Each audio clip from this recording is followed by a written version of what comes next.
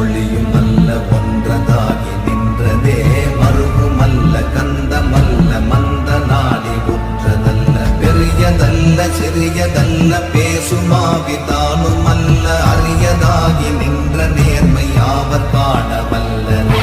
ஓம் நமச்சிவாய ஓம் ஓம் நமச்சிவாய ஓம் நமச்சிவாய ஓம் ஓம் நமச்சிவாய. இப்பாடலின் மூலம் சிவபாக்கியர் சித்தர் இறைவனின் தன்மையை கூறுகின்றார். இறைவன் தனக்கென்று ஓர் உருவத்தை கொண்டவன் அல்ல, அதேபோல் உருவமற்ற வெட்ட வெளியும் அல்ல. இதுதான் என்று கூற முடியாத உருவத்தை உடையவர் ஈசன். இறைவன் அனைத்தையும் தாங்குபவன், ஆனால் தனக்கென்று ஓர் ஆதாரமும் இல்லாதவர். அவர் எதுவாகவும் மாறுவதில்லை, தன் நிலையில் மாற்றம் அடைவதே இல்லை. ஈசனை அளக்க முடியாது. இதுதான் இறைவன்.